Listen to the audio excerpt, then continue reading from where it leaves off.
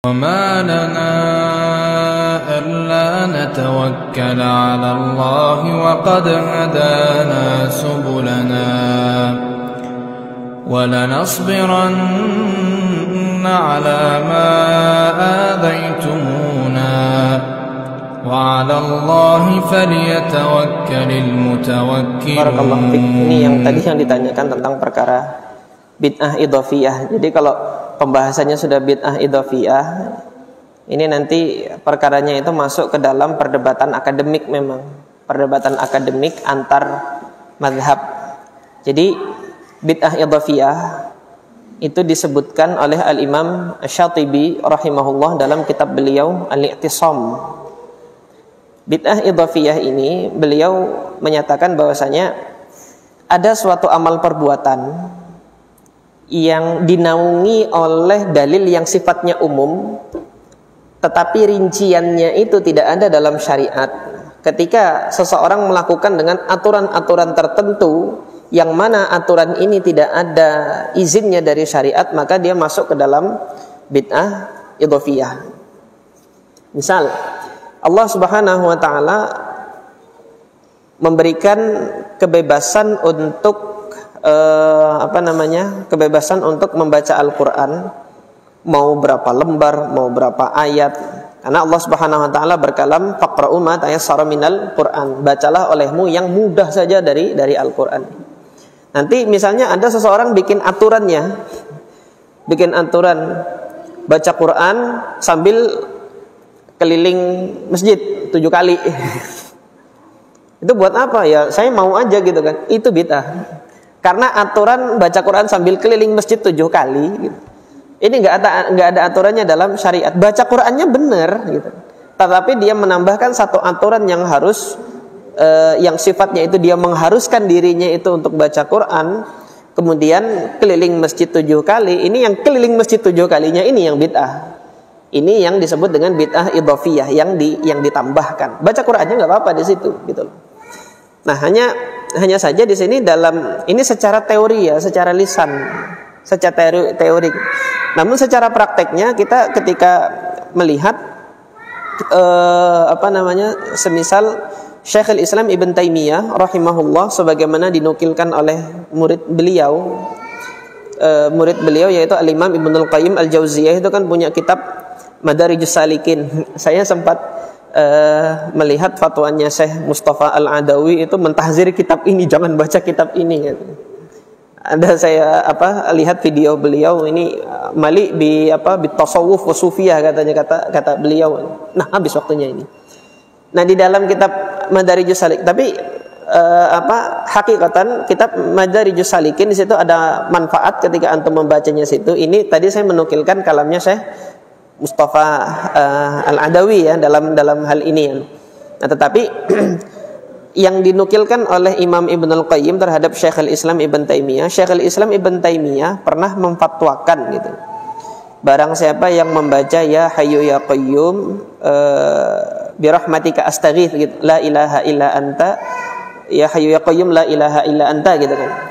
Ya Hayyu ya Qayyum la ilaha illa anta ini zikirnya Ibnu Taimiyah 40 kali antara sholat sunnah subuh yang 2 rakaat sampai nanti iqomahnya subuh.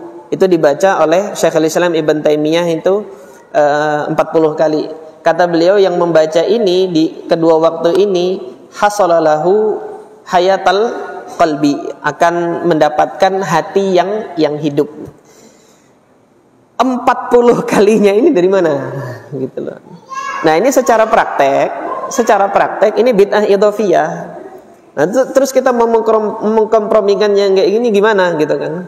Ya, komprominya adalah masing-masing madhab itu memang punya standar untuk menetapkan ini perkara bid'ah atau tidak. Al-Imam Asy-Syatibi rahimahullah, madhab beliau apa? Malikiyah. Malikiyah kemarin mungkin pernah saya sampaikan di sini ya, Malikiyah waktu Saddu Zari'ah udah saya jelaskan ya. Saddu Zari'ah kemarin yang berpegang dengan kaidah Saddu Zari'ah kan madhab Malikiyah. Artinya kehati-hatian, jangan sampai terjerumus kepada kebid'ahan, maka ditetapkanlah ini. Maka di sini saya melihat konsep bid'ah idhofiyah ini dasarnya, ruhnya itu adalah penggunaan saddu zari'ah, hati-hati agar tidak terjerumus, gitu loh anunya. Nah, tetapi seperti Syekhul Islam Ibn Taimiyah ketika mengatakan yang demikian, beliau melihat ini ada kebebasan, gitu loh. Allah Subhanahu wa taala memberikan kebebasan untuk berzikir berapa kali itu Allah Subhanahu wa taala berikan kebebasan untuk berapa kalinya. Tetapi nanti ketika meyakini jumlah tertentu ini adalah bagian dari ajaran Islam, disinilah yang bid'ah. Tetapi kalau antum nanti mau zikir, baca Quran berapa kali karena memang antum maunya segitu, ini nggak jatuh kepada bid'ah. Antum hari ini mau baca Al-Fatihah 10 kali misalnya gitu kan. Ya ketika hari ini mau 10 kali ya silahkan saja gitu kan. Karena antum sanggupnya mudahnya itu 10 kali. Tetapi ketika antum meyakini jumlah 10 ini ada khasiat tertentu yang mana ini pernah diajarkan Allah dan Rasulnya, ini enggak, syariat berlepas. Allah dan Rasulnya enggak pernah mengajarkan sampai begitu gitu. Yang mana jumlah 10 ini ada khasiat tertentu, demikian dan demikian. Nah, yang seperti ini oleh Syekhul Islam Ibn Taimiyah ini disebutkan dengan tajribatus salik namanya. Ini masih sedikit ya, saya minta waktunya dikit, sudah isya. Tajribatus salik itu apa sih? Tajribatus salik itu percobaan seorang ulama terhadap zikir tertentu. Ketika beliau mengamalkan zikir tertentu, merutinkan zikir tertentu, yang zikir ini tidak dilarang oleh syariat. Misalnya istighfar ya. Istighfar kan dibebaskan oleh Allah Subhanahu wa taala jumlahnya. Antum kemudian beristighfar setiap hari, saya pokoknya setiap hari mengazamkan diri istighfar minimal 100. Lebih dari 100 saya lebihkan gitu kan. Setelah antum melaluinya 1 tahun, ternyata antum merasakan ada ketenangan dalam batin antum. Ini tajribatus salik. Artinya antum sudah mencoba dengan zikir tersebut, antum mendapatkan ketenangan diri misalnya. Nah, ketenangan diri ini antum ajarkan ke murid misalnya. Ini yang namanya ijazah. Ini kamu saya ijazahi begini gitu loh. Ini yang namanya ijazah. Jadi ijazah itu adalah hasil dari pengalaman spiritual pribadi seseorang diajarkan kepada muridnya. Nah, yang jadi masalah kalau yang demikian ini dianggap adalah ajaran Rasulullah. Nah, ini nanti yang jatuh kepada bid'ah. Tetapi ketika itu memang hasil dari pengalaman antum dan secara syariat itu tidak dilarang, dia enggak jatuh kepada kebid'ahan. Jadi yang dua ini tolong dibedakan hingga nanti yang satu dengan yang lain itu antar saudara muslim dengan yang lain enggak saling tuduh gitu loh. Allah taala a'lam. Mungkin ini yang bisa saya sampaikan. Subhanakallahumma rabbana wa bihamdika asyhadu an la ilaha illa anta